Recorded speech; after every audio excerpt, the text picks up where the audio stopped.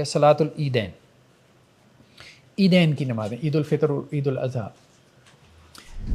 سب سے پہلی چیز کیا ہے کہ عیدین کے لیے غسل اور خوشبو لگانا، وہی بات جو جمعے کے لیے آئی تھی، اور اچھے کپڑے پہننا۔ اللہ کے نبی صلی اللہ علیہ وسلم عید کے موقع پہ کیا کرتے تھے؟ آپ کے پاس ایک یمنی چادر تھی، آپ وہ اوڑا کرتے تھے، خوبصورت یمنی چادر تھی۔ تو عید والے دن اچھے کپڑے پہننا، مخصوص لباس پہننا، تو یہ مسنون عمل ہے، ٹھیک ہے؟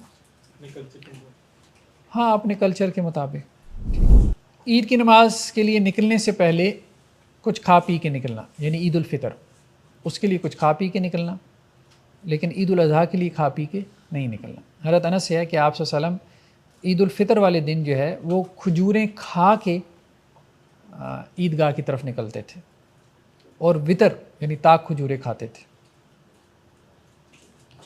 ایک اور روایت میں ہے کہ اللہ کے نبی صلی اللہ علیہ وسلم عید الفطر والے دن کچھ کھائے پیے بغیر نہیں نکلتے تھے، اور عید الاضحیٰ والے دن آپ کھائے پیے بغیر نکلتے تھے۔ ایک اور روایت میں ہے کہ عید الاضحیٰ والے دن آپ صلی اللہ علیہ وسلم واپس آ کے قربانی کے گوشت سے کھانے کا آغاز کرتے تھے، تو یہ بھی مسنون عمل ہے۔ اس کو کچھ لوگ روزہ بھی کہہ دیتے ہیں، بہرحال روزہ تو نہیں کہنا چاہیے، کسی نے سیکنڈ ڈے قربانی کرنی ہو تو ان کے لیے پھر کیا حکم ہے؟ ہاں، وہ پھر کسی اور چیز سے افطار کر لیں۔ قربانی کرنی بھی ہو ہاں، اور وہ اس میں لیٹ ہو، اس طرح ہمارے ہاں لیٹ اگر قربانی ہے تو پھر آپ کسی اور چیز سے جو ہے نا، کھجور وغیرہ یا کسی اور چیز سے جو ہے جی عیدگاہ کے لیے نکلنا، مطلب مسنون عمل ہے نا، لازم تو نہیں ہے نا، مسنون عمل ہے، کوئی کرنا چاہے تو کر سکتا ہے۔ نماز کے لیے نکلنا یعنی عیدگاہ کی طرف نکلنا، ٹھیک ہے۔ حضرت ابو ہریرہ سے روایت ہے کہ ایک مرتبہ ایسا ہوا کہ بارش ہو گئی عید والے دن، تو آپ صلی اللہ علیہ وسلم نے جو ہے وہ عید کی نماز مسجد میں پڑھائی۔ ویسے آپ صلی اللہ علیہ وسلم عیدگاہ میں پڑھاتے تھے باہر نکل کے، لیکن اگر کوئی عذر ہو، بارش وغیرہ ہے، تو مسجد میں بھی نماز پڑھی جا سکتی ہے۔ آج کل مساجد میں ہو رہی ہے، وہ یہ عذر پیش کرتے ہیں کہ جی اب کنجسٹڈ ایریا ہیں، خاص طور پہ اوور پاپولیٹڈ ایریاز ہیں شہروں میں، تو وہاں آپ اتنا مجمع کہاں لے کے جائیں، وہ مسجد میں بھی نہیں آ رہا ہوتا، کیونکہ جس نے پوری سال نماز نہیں پڑھنی، اس نے عید کی نماز تو لازماً پڑھنی ہوتی ہے تو وہ جمعے سے زیادہ رش لگ جاتا ہے۔ ہاں یہ ہے کہ کچھ لوگ پارکس وغیرہ میں کرواتے ہیں، ٹھیک ہے، وہ پارکس وغیرہ میں وہ اچھی چیز ہے، تھوڑا ہٹ کے اس کو کروا لینا چاہیے، لیکن اس میں بھی گورنمنٹ کی وہ اجازتیں اور یہ سارے پرمیشنز وغیرہ یہ انوالو ہو جاتی ہیں، کچھ لوگ اس کا تردد نہیں کرتے۔ نیکسٹ کیا ہے؟ عورتوں اور بچوں کا عید کے لیے نکلنا۔ اصل میں یہ ایک ہی جگہ پہ 2-3 دفعہ وہ عید کی نماز پڑھائی جا سکتی ہے، جیسے ہمارے شالمار باغ ہے، پہلے اہل حدیث پڑھاتے ہیں، اچھا، پھر اس کے بعد وہ نہیں اتنا نہیں کرنا نہیں، ایسا ہوتا ہے۔ اچھا ہوتا ہے، بہرحال یہ پریکٹس ٹھیک نہیں ہے، یہ اچھا تاثر نہیں چھوڑتی۔ اس میں یوں کر لیں کہ ایک سال ایک مسلک کا امام پڑھا لے، دوسرے سال دوسرے مسلک کا پڑھا لے، یوں کر لیں۔ تو آپ کہہ سکتے ہیں، میں چلیں پھر۔ حضرت ام عطیہ سے ہے، بیت اللہ میں بھی یہی رہا ہے، 4 فقہوں کے نا 4 مسئلے رہے ہیں، وہ اچھا تاثر نہیں ڈالتے دوسروں کے اوپر، اچھا تاثر نہیں ڈالتے۔ سچ بات ہے، یہ ساتھ کرتے تھے۔ ہاں ایسے ہی 4 مسئلے رہے ہیں بیت اللہ میں، حنفی، شافعی، مالکی، حنبلی، علیحدہ مسئلے ہوتے تھے۔ وہ ڈائریکشن ان کی مختلف، وہ جو ان کی سمتیں جی جی جی، ہاں، یا ایک ہی جگہ جہاں ابراہیم علیہ السلام؟ نہیں، مختلف مسئلے تھے۔ حضرت ام عطیہ سے ہے کہ ہمیں یہ حکم دیا گیا کہ جو مینسس والی عورتیں ہیں وہ بھی عید والے دن نکلیں اور مسلمانوں کی دعا میں حاضر ہوں، اور جو بھی خیر اور بھلائی کا کام ہے اس میں حاضر ہوں۔ ہاں وہ یہ ہے کہ وہ نماز سے علیحدہ رہیں، ٹھیک ہے، دعا وغیرہ میں شامل ہو جائیں، خطبے میں شامل ہو جائیں۔ حضرت عبداللہ ابن عباس ہے کہ اللہ کے نبی صلی اللہ علیہ وسلم اپنی بیویوں کو بھی اور اپنی بیٹیوں کو بھی عیدین کی نماز کے لیے نکالتے تھے، تو یہ مسنون عمل ہے، عورتوں کو بھی اس کے لیے لے کے جانا، اس کا اہتمام کرنا۔ حضرت عبداللہ ابن عباس ہے کہ ہم آپ صلی اللہ علیہ وسلم کے ساتھ نکلے عید الفطر والے دن یا عید الاضحیٰ کا دن تھا، تو آپ نے نماز پڑھائی، خطبہ دیا، پھر آپ عورتوں کی طرف آئے اور ان کو آپ نے علیحدہ خطبہ دیا، علیحدہ سے واعظ کیا اور انہیں صدقہ کرنے کا حکم دیا۔ خیر بہرحال نیکسٹ، عورتوں کی طرف آئی، اس کا کیا مطلب ہوگا؟ مطلب پارٹیشن؟ ہاں نہیں، علیحدہ سے تھا، عورتوں کا انتظام تھوڑا سا ڈسٹنس فاصلے سے تھا، اور اسپیکرز وغیرہ بھی نہیں ہوتے تھے، تو یہ شاید پاسبلٹی تھی کہ ان کی طرف آواز بھی نہیں گئی، تو وہ پھر آپ علیحدہ سے ان کی طرف آئے اور ان کو علیحدہ سے آپ نے واضح نصیحت کی۔ बस जो नसीहत की नमाज एक ही हाँ नमाज तो एक ही थी। तो सफ़र पर सफ़र का कोई कहीं पता लगता है कि सफ़र कैसे बनी होंगी कि सेपरेट था और नहीं वो थोड़ा सा क्योंकि डिस्टेंस होता था ना, तो डिस्टेंस में आवाज़ का मसला होता था, बाकी रोयत का मसला तो इंसान का ही है कि देखना तो वो तो इंसान को काफ़ी दूर तक नज़र आ जाता है। या नमाज में ये भी होता था कि मुकब्बिर होते थे, ऊंची आवाज़ से तकबीर कह देते थे, लेकिन पूरे खुतबे को दोहराना मुश्किल काम, इसमें तकल्लुफ़ ज़्यादा हो जाता है। रस्ते की मुखालफत यानी जाती और रस्ते से जाना ईदगाह की तरफ, वापसी में और रस्ते से वापस आना। हर जाबिर से रवायत है कि अल्लाह के नबी सल्लम जब ईद के लिए जाते थे तो वापसी में अपना रास्ता बदल लेते थे। ईद की नमाज का वक्त क्या है? सूरज जो है वो कम अज़ कम एक नेज़ा हो जाए, ठीक है, तो ये ईद उल अज़हा का वक्त है, और 2 नेज़े हो जाए तो ये ईद उल फ़ितर का वक्त है। नेज़ा कितना होता है वल्लाहु आलम, जो नेज़ा है बस ठीक है। टाइम के हिसाब से तो ये जुंदुम से है कि अल्लाह के नबी सल्लम हमें ईद उल फ़ितर की नमाज़ पढ़ाते थे और सूरज जो है वो 2 नेज़े होता था, और ईद उल अज़हा की नमाज़ पढ़ाते थे जबकि सूरज 1 नेज़ा, यानी सामने जो है उफ़क़ से सूरज इतना बुलंद नज़र आए जितना 1 नेज़ा होता है। ठीक है, आजकल तो मैं रिपीट कर रहा हूँ कि नेज़े का तो मेरा कोई समझेगा नहीं, टाइम के हिसाब से बात, हर टाइम के हिसाब से।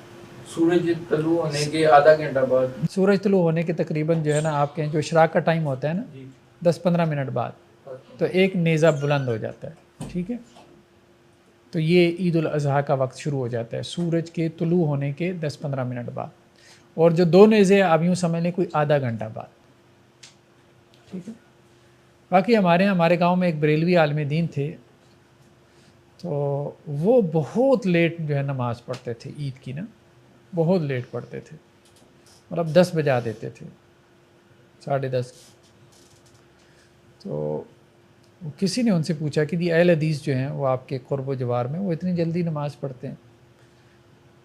तो वो कहते हैं उनका नेज़ा बहुत छोटा है, हमारा नेज़ा लंबा है। तो लोगों ने बस इस किस्म की तावीलें की होती हैं, ठीक है। खैर बार ईदैन की नमाज के लिए अज़ान और इकामत नहीं है, ठीक है। हज़रत अब्दुल्लाह बिन अब्बास और जाबिर से है कि ईद उल फ़ितर वाले दिन, ईद उल अज़हा वाले दिन कोई अज़ान नहीं होती थी। साद बिन अबी वक़ास से है कि आप सल्लल्लाहु अलैहि वसल्लम ने ईद की नमाज़ पढ़ाई, कोई अज़ान नहीं, कोई इकामत नहीं, और अल्लाह के रसूल सल्लल्लाहु अलैहि वसल्लम ने 2 खुतबे दिए खड़े होके, और उनके दरमियान आप बैठे भी।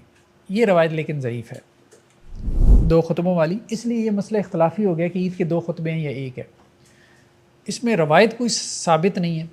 हाँ, इसमें जो कहते हैं 2 खुतबे हैं तो वो उसको जुमे पे क़यास करते हैं, और जो कहते हैं एक खुतबा है वो कहते हैं जी बस रवायतों में ज़िक्र है कि आप सल्लल्लाहु अलैहि वसल्लम ने खुतबा दिया तो इसका मतलब क्या है, एक ही है। लेकिन बहरहाल मसले में तवस्सु है, ज़्यादा सख्ती नहीं करनी चाहिए। कोई 2 खुतबे देता है तो ठीक है, कोई एक देता है तो वो भी ठीक है, असल मकसद वाज़ व नसीहत है। हाँ, ईदैन की नमाज में ज़ायद तकबीरें, तो अल्लाह के नबी सल्लल्लाहु अलैहि वसल्लम से है कि आप सल्लल्लाहु अलैहि वसल्लम ने पहली रकत में 7 और दूसरी रकत में 5 ज़ायद तकबीरें कहीं। तकबीर से मतलब अल्लाहु अकबर, यानी पहली तो तकबीर तहरीमा है, उसके बाद 7 मरतबा अल्लाहु अकबर, और हाथ बांध लेने और दरमियान में कुछ नहीं पढ़ना, फिर अल्लाहु अकबर अल्लाहु अकबर। तो इस तरह से पहली रकत में 7 हैं यानी सूरह फातिहा से पहले, और दूसरी रकत में भी 5 हैं सूरह फातिहा से पहले। ये जमहूर के नज़दीक हैं।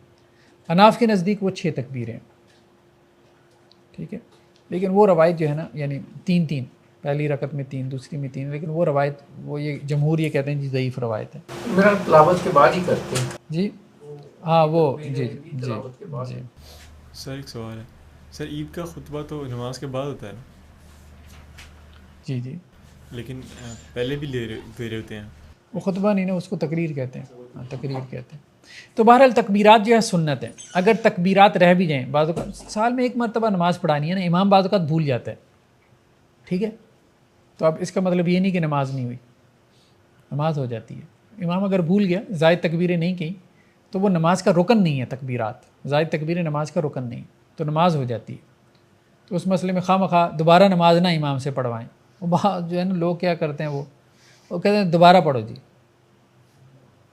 تو وہ خواہ کا تکلف ہے. ہر تکبیر کے بعد آپ نے ہاتھ باندھنے، یہ روایت سے ملتا ہے یا کیا ہے کہ بس چونکہ ہر کے بعد باندھتے ہیں بسم اللہ؟ ہاں بس وہ یہی ہے کہ جی چونکہ پہلی کے بعد آپ نے ہاتھ باندھ لی ہیں تو دوسری کے بعد بھی آپ نے باندھنے.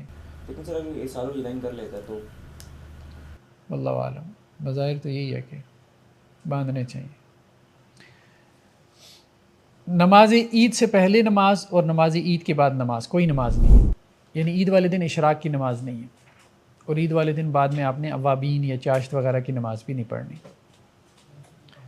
اللہ کے رسول عید والے دن نکلے تو آپ نے 2 رکعتیں پڑھی، اور اس سے پہلے اور اس کے بعد کوئی نماز نہیں پڑھی.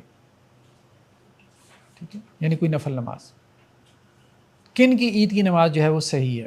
اچھا، جس کی جو ہے وہ عید کی نماز رہ جائے تو وہ کیا کرے؟ وہ 2 رکعتیں علیحدہ سے پڑھ سکتا ہے. یہ امام بخاری کا فتویٰ ہے. عیدین کی نماز ایک بات تو یہ ہے کہ جمہور کے نزدیک سنت ہے، سنت مؤکدہ ہے، تینوں ائمہ کے نزدیک. اناف کے نزدیک واجب ہے. ٹھیک ہے، تو اگر سنت ہے تو ایک سنت رہ گئی، کوئی مسئلہ نہیں ہے، جمہور یہی کہتے ہیں. ٹھیک ہے، دوسری بات یہ ہے کہ کیا پڑھ سکتا ہے؟ تو وہ کہتے ہیں جی پڑھ سکتا ہے. اگر اس مطلب مسجد میں گیا ہے، عید کی نماز ہو چکی تھی، کسی اور مسجد میں بھی جانے کا وقت نہیں ہے، تو اب وہ اپنی 2 رکعتیں پڑھ سکتا ہے. یہ امام بخاری کا فتویٰ ہے. ہاں، دوبارہ جماعت بھی کروا سکتا ہے، یہ بات بھی ملتی ہے. امام بخاری نے ایک حدیث سے استدلال کیا، بہت واضح تو نہیں ہے لیکن استدلال ہی ہے. ٹھیک ہے، اللہ کے نبی صلی اللہ علیہ وسلم نے فرمایا تھا کہ یہ ہماری عید ہے اہل اسلام کی. ٹھیک ہے، تو انہوں نے کہا کہ اہل اسلام کا لفظ استعمال کیا گیا نا، تو اہل اسلام جو ہے وہ مطلب اپنی عید کی 2 رکعتیں کوئی بھی پڑھا لے تو کوئی حرج والی بات نہیں. چلیں بارہ. ایک اور روایت ہے یہاں پہ حضرت انس بن مالک سے ہے کہ انہوں نے جو ہے وہ ایک مقام تھا، یہ بصرہ کے قریب زاویہ، جہاں ان کا گھر تھا، حویلی تھی. انہوں نے کیا کیا کہ اپنے گھر والوں کو، اپنے اولاد کو اور اپنے غلاموں کو جمع کیا اور وہاں اپنے گھر میں عید کی نماز پڑھائی. مطلب نکل گئی ہوگی تو انہوں نے وہاں پہ پڑھائی. حضرت عطا سے بھی ہے کہ اگر عید کی نماز رہ جائے تو 2 رکعتیں پڑھ سکتے ہو، مطلب پڑھ سکتا ہے اگر کوئی پڑھنا چاہے. ٹھیک ہے، عید کا خطبہ. حضرت ابو سعید خدری سے ہے کہ اللہ کے نبی صلی اللہ علیہ وسلم عید الفطر والے دن نکلے، عید الاضحیٰ والے دن عیدگاہ کی طرف، اور پہلی چیز جو آپ نے یا پہلا کام آپ نے کیا وہ کیا تھا؟ نماز پڑھائی پہلے. پھر اس کے بعد آپ نے لوگوں کو خطبہ دیا. ٹھیک ہے، اس کے بعد اگر کسی لشکر کو بھیجنے کی کوئی ضرورت ہوتی تھی تو آپ بھیج دیتے تھے، یا کوئی اور بات کرنی ہوتی تھی تو آپ بات کر دیتے تھے. اور سب سے پہلے جس نے جو ہے وہ یہ کام کیا کہ عید کی نماز سے پہلے خطبہ شروع کیا تو وہ مروان تھا، مروان بن حکم. تو وہ یہ کہتے ہیں حضرت ابو سعید خدری کہ میں آیا اور مروان کے لیے جو ہے وہ ممبر رکھا ہوا تھا، تو اس نے اس پہ چڑھنا چاہا تو میں نے اس کو کھینچا. میں نے کہا پہلے مصلی کی طرف آؤ، پہلے نماز پڑھو. تو لیکن وہ مجھ سے جو ہے نا وہ چھڑا کے ممبر پہ چڑھ گیا. تو میں نے بھی کہا کہ یہ تم ٹھیک نہیں کر رہے، یہ مطلب سنت کے خلاف ہے جو تم کر رہے ہو. تو پھر بعد میں وہ کہنے لگا کہ اصل بات یہ ہے کہ ہم خطبہ مطلب سنت کی خلاف ورزی کے لیے نہیں دے رہے کہ ہمیں کوئی سنت کی خلاف ورزی محبوب ہے. اصل بات یہ ہے کہ نماز کے بعد خطبہ دیتے ہیں نا تو کوئی سنتا نہیں ہے، تو ہم نے اس لیے جو ہے نماز تو لوگوں نے پڑھنی ہے تو ہم نے اس لیے جو ہے وہ نماز سے پہلے خطبہ دیا. بہرحال یہ بھی غلط ہے. لوگ پسند نہیں کرتے تھے. ہاں نہیں پسند کرتے تھے، حکمران تھے نا، حکمرانوں کے ساتھ آپ کے مسائل ہیں، نہیں پسند کرتے. سر ایک سوال ہے، وہ آپ کہہ رہے ہیں کہ عید سے پہلے، نماز سے پہلے جو ہوتا ہے وہ تقریر ہے، خطبہ نہیں ہے، لیکن وہ عمل تو خلاف سنت ہی ہے کہ پہلے وہ تقریر ہی کہہ لیں. چلو اس کو تقریر کہتے ہیں، وہ انہوں نے تعویل کر لی ہے. بہتر ہے نہیں ہونی چاہیے، یہ بات ٹھیک ہے کہ وہ تقریر نہیں ہونی چاہیے. آپ خطبہ ہی عربی کے بجائے اردو عربی میں دے دیں، یہی طریقہ ٹھیک. ایک اور روایت میں حضرت عبداللہ بن صائب سے کہ میں اللہ کے رسول صلی اللہ علیہ وسلم کے ساتھ عید کی نماز میں حاضر ہوا. جب آپ نے عید کی نماز پڑھا لی تو اللہ کے رسول نے کہا کہ دیکھو اب ہم نے خطبہ دینا ہے، جو سننا چاہتا ہے وہ بیٹھا رہے اور جو جانا چاہتا ہے چلا جائے. یہ حدیث ہے ہاں، سنن نسائی کی روایت ہے کہ جو جانا چاہے جو جانا چاہتا ہے چلا جائے، خطبہ سننا لازم نہیں.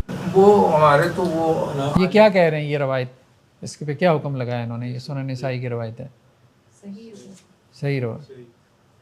सुना है अपने मार्जिन में मतलब वो हमारे तो जो ईद पढ़ाने आते हैं वो कहते हैं कि अगर आपने खुतबा नहीं सुना तो ईद नहीं होगी. बस ये रवायत उनको दिखाएं ना फिर. अहनाफ का तो ये इजमाई है, नहीं है, आप जानते होंगे चीज़ को, तो कहते हैं कि खुतबा वाजिब है. तो उन्होंने तो नमाज भी जो है वो वाजिब की हुई है ना, बाकियों के नज़दीक नमाज ही सुन्नत है. नहीं, पहले वाली को मेजॉरिटी नमाज के बाद तो खुतबा है, उसके बाद नहीं कहते हैं. ये बस उनके नहीं गया तो नमाज नहीं होती, मतलब उसकी ईद नहीं हुई तो वो कहते हैं कि ये तो इधर है. सर फिर तो मेहमान में हुक्म ने बात की है, वो तो फिर तावील ही गलत हुई जब नबी पाक सल्लल्लाहु अलैहि वसल्लम ने इजाज़त दी है कि जो जाना चाहे चला जाए. हाँ, लेकिन वो वही बात है ना, वो हुक्मरान थे ना, तो हुक्मरान को शौक़ होता है बातें सुनाने का, तावीलें देने का कि हमने ये यूँ किया, ज़ाहिर बात है. मतलब ये हम आपसे सीख रहे हैं, इसलिए कुछ ऐसे सवाल भी कर लेते हैं जो नहीं करने चाहिए हमें. कि आजकल के उलमा के साथ तो ये मसला नहीं है कि वो लोग उन्हें सुनना पसंद नहीं करते, जो गया है वो सुनेगा, मगर सही बात क्यों नहीं बताते? ये कोई हौसला भी नहीं करता आप जैसा आदमी. नहीं, आजकल भी ये बात है कि उलमा को लोग नहीं सुनना चाहते, बहुत सारे लोगों को. मतलब ये है कि उन्होंने की बात समझ ही नहीं आती, या उनको इंटरेस्ट ही नहीं है, ठीक है, या वो ये समझते हैं कि यार इसको पता ही नहीं है दुनिया कहाँ जा रही है और ये पता नहीं क्या बातें किए जा रहा है. आज भी लोग देखें खुतबा जुमा में भी क्यों लेट जाते हैं, सुनना ही नहीं चाहते, सिर्फ नमाज़ पढ़ना चाहते हैं. वजूहात और हो सकती हैं आज, लेकिन ये बात है. आपने एक दफ़ा कहा था कि हर जिस तरह एक दफ़ा आपने क़वाम का लफ्ज़ कहा था कि मतलब अपनी जो है ना वो जिम्मेदारी तो जो है ना बदल देनी चाहिए. इस तरह उलमा कराम को भी चाहिए कि वो अपने खिताब में ऐसे ही ऐसे उसको चीज़ों को रिलेट करें, लोगों की दिलचस्पी रहे खुतबे में, यानी मतलब दुनिया के मसाइल बयान करें, उनको टच करें, ये बात ठीक है. तो यही कहते हैं ना, खुतबे जुमा में बस ज़्यादा तो ज़मीन से नीचे की बात होती है, आसमान से ऊपर की है. ठीक है, ज़मीन से नीचे मतलब वो कब्र की, और आसमान से ऊपर जन्नत जहन्नुम की. ठीक है, तो वो दरमियान तो सारा वो उसको रिलेट ही नहीं कर रहे. दरमियान में है ही खला तो नहीं है, इंसान आबाद है ना 8-10 अरब. अब वो कहते हैं कि जी हमारी बात ही नहीं हो रही तो हम क्या सुने, तो रिलेट करना चाहिए ये बात. ये किस तरह आएगा जो सही दीन? ये मेहनत है, बस मेहनत करें, और जितना इंसान अपने तौर पे कोशिश कर सकता है, बस सब ने थोड़ा थोड़ा कंट्रीब्यूट करना है. एक बंदा तो कुछ भी नहीं ना कर सकता, ऐसे ही है. अपना हक तो अदा करना. हाँ, बस ऐसे ही है, ये अदा करके बंदा चला जाए, बस यही है. ईदैन की नमाज की कज़ा, एक रवायत में है कि एक मरतबा ऐसा हुआ कि जो मौसम जो था वो अबर आलूद हो गया, बादल वगैरह थे, तो चाँद वगैरह नहीं देख पाए. अगले दिन जो है वो 30वां रोज़ा बनता था या ईद बनती थी, तो चाँद चूँकि बादलों की वजह से छुपा हुआ था, तो अगले दिन लोगों ने रोज़ा रख लिया. फिर एक काफ़िला आया मदीना में, और उस काफ़िले ने आके बताया कि जी हमने तो रास्ते में चाँद देखा है, यानी वहाँ बारिश नहीं हो रही थी रास्ते में, तो उन्होंने चाँद देख लिया था. तो अब आधे से ज़्यादा दिन गुजर चुका था, तो अल्लाह के रसूल ने कहा कि रोज़ा छोड़ दो, और अगले दिन फिर आपने क्या की, ईद की नमाज़ पढ़ाई, यानी कज़ा दी उसकी. ठीक है, तो ईद की नमाज की कज़ा है. लाहु लाब, यानी ईद वाले दिन को खेल तमाशा हल्ला गुल्ला कर ले तो इतनी इजाज़त है, ज़्यादा सख्ती ना, हाँ ज़्यादा सख्ती ना करें. ठीक है यार, इतनी क्यों आप सख्ती करते हैं? हमारे यहाँ तो वो हमारे गांव में वो इतनी ज़्यादा सख्ती करते थे अहले हदीस हज़रात, वो कहते थे गले मिलना बिदअत है. ईद वाले गले नहीं मिलने देते थे. हाँ, वो कहते थे ये बिदअत है. हमारे जो है ना ये एक सिस्टम कल्चरल चीज़ें हैं, लोग उसको दीन समझ के नहीं कर रहे. के दूसरे दिन ससुराल जाना ये कहाँ था? अल्लाह हाफिज़ कहने को भी हाँ, तो बस वो नहीं, इतनी ज़्यादा सख्ती नहीं करनी चाहिए. बाद ने उन अल्फाज को भी बिदअत बना दिया कि जी ईद मुबारक के अल्फाज और ये वो. बस ठीक है, कुछ चीज़ें कल्चरली हैं, कोई हरज नहीं है, ये खुशी का मौका है. ठीक है, खुशी मनाना तो हर कल्चर में डिफरेंट तरीके से थोड़ा होगा, बस ना फरमाई ना तो ठीक है. हाँ बस ठीक है. हज़रत अनस से है कि आप सल्लल्लाहु मदीना में आए तो उसमें 2 दिन थे जिसमें मदीना के लोग खेल कूद करते थे, तो आप सल्लल्लाहु फरमाया कि देखो इन 2 दिनों की जगह अल्लाह ने तुम्हें 2 नए दिन दे दिए खेल कूद के लिए, वो एक ईद उल फितर है और ईद उल अज़हा है. हज़रत आयशा से रवायत है कि हबशा जो है, यानी हबशा कुछ हबशी थे جو اللہ کے رسول صلی اللہ علیہ وسلم کے پاس یعنی مسجد نبوی میں وہ کھیل کود کر رہے تھے. بعض روایتوں میں یہ بھی ہے کہ کوئی نیزہ بازی اور کچھ اس قسم کے جمناسٹک اور اس ٹائپ کی چیزیں کر رہے تھے. اور عید والا دن تھا تو میں اللہ کے وسلم کے کاندھے سے جو ہے مطلب پیچھے سے ان کو دیکھ رہی تھی. تو یہاں تک کہ جب میرا دل بھر گیا تو پھر میں نے اس کو جو ہے وہ چھوڑا. تو کوئی حرج نہیں ہے مطلب کھیل کود میں، سپورٹس میں اس کو دیکھنے میں. ایک اور روایت میں کہ حضرت ابو بکر جو ہے وہ عید والے دن، حضرت عائشہ کہتی ہیں کہ ہمارے گھر میں آئے اور 2 لونڈیاں بیٹھی تھیں تو وہ جنگ بواس کا تذکرہ کر رہی تھیں اور کچھ گیت وغیرہ گا رہی تھیں. تو حضرت ابو بکر نے ان کو ڈانٹا کہ اللہ کے گھر میں اور شیطان کا باجا. تو آپ صلی اللہ علیہ وسلم نے حضرت ابو بکر کو کہا کہ عید کا دن ہے، رہنے دو، ٹھیک ہے آج کے دن تو ان کو کرنے دو. دف وغیرہ بھی بجا رہی تھی بعض روایتوں میں. تو کوئی نہیں، چھوٹی موٹی خوشی کرنے میں اور یہ اس میں کوئی حرج والی بات نہیں. اصل یہاں سوال پیدا ہوتا ہے کہ دف اس کلچر کا ایک چیز تھی نا. کہتے ہیں کہ آج کے کلچر میں دف نہیں ہے تو دوسرے یہ استدلال کیسے؟ نہیں، میوزیکل انسٹرومنٹ سے تو آپ صلی اللہ علیہ وسلم نے منع کر دیا نا، اس کو اوائڈ کریں. باقی دف وغیرہ ٹائپ کے جو انسٹرومنٹس ہیں تو ان میں کوئی حرج نہیں. اس میں ہمارا ایک ہے کیا 4 گھنٹوں کی نشست ہے میوزک کے اوپر نا، چینل پہ بھی پڑا ہوا. اچھا جی، وہ خامدی صاحب کے جو میوزک کا جو کانسیپٹ ہے اس کے تناظر میں ہم نے کی تھی. تو نیکسٹ کیا ہے، 10 دنوں میں، خاص طور پہ جو ذی الحجہ کے 10 دن ہیں ان میں عمل کرنے کی جو فضیلت ہے. آپ صلی اللہ علیہ وسلم فرمایا کہ ان 10 دنوں میں نیک عمل کرنے کی فضیلت اللہ کے راستے میں جہاد کرنے سے بھی زیادہ ہے. یعنی عام جو نیکی آپ کرتے ہیں ان 10 دنوں میں اس کی فضیلت اتنی زیادہ ہے. اور خاص طور پہ ان 10 دنوں میں تکبیرات کہنا، ٹھیک ہے. اچھا جی، یہ کہتے ہیں جی عید مبارک کہنا حضرت جبیر بن جو ہے نفیر سے ہے کہ اللہ کے رسول صلی اللہ علیہ وسلم کے جو صحابہ تھے جب آپس میں ملتے تھے تو یہ الفاظ کہہ لیتے تھے، تقبل منا و منک، اللہ تعالیٰ ہم سے بھی قبول کرے اور آپ سے بھی قبول کرے. عید والے دنوں میں تکبیرات کہنا یعنی اللہ اکبر لا الہ الا اللہ واللہ اکبر اللہ اکبر وللہ الحمد. تو چلتے پھرتے یہ ہمیں صحابہ سے ملتا ہے، جیسے حضرت عمر سے ملتا ہے کہ وہ اپنے خیمے میں یعنی مینا میں جو خیمہ لگا ہوتا تھا اس میں تکبیرات کہتے رہتے تھے، ٹھیک ہے. اور بازار میں آتے جاتے ہوئے تکبیرات کہتے رہتے تھے، چلتے پھرتے اٹھتے بیٹھتے تکبیرات کہتے تھے. ٹھیک ہے جی، تو یہ ہمارا عیدین کا چیپٹر بھی جو مکمل ہوا. اب بس ہماری ایک بات رہ گئی ہے صلاۃ الجنائز کی، کتاب الجنائز کی، ٹھیک ہے. پھر اس کے ساتھ ہمارا یہ کتاب الصلاۃ کمپلیٹ ہو جائے گا. اس کے بعد ہم پھر شروع کریں گے جو ہماری کلیکٹیو لائف ہے. یہ تو ہے نا انڈیویجول لائف کے حوالے سے ہم نے پلرز آف اسلام کو ڈسکس کیا، یعنی اللہ کے ساتھ جو ہمارا تعلق ہے اس میں عبادت کا جو پرسپیکٹیو ہے اس کو ہم نے دیکھ لیا، نماز، روزہ، حج، زکوٰۃ. اب دوسرا ہمارا جو ایک سوشل یعنی انسانوں کے ساتھ جو ہمارا تعلق ہے، انسانوں کا انسانوں کے ساتھ، حقوق العباد جسے کہتے ہیں، تو اس کو ہم ڈسکس کریں گے. وہ ہمارا کلیکٹیو لائف میں آئے گا. اس میں پہلا چیپٹر کتاب النکاح، کتاب الطلاق کا ہے، جو آپ کے پورے جو سوشل ہمارا جو سیٹ اپ ہے نا اس کی بنیاد ہے، ٹھیک ہے. خاندانی نظام جو ہے، خاندان سے ہی سوسائٹی بنتی ہے.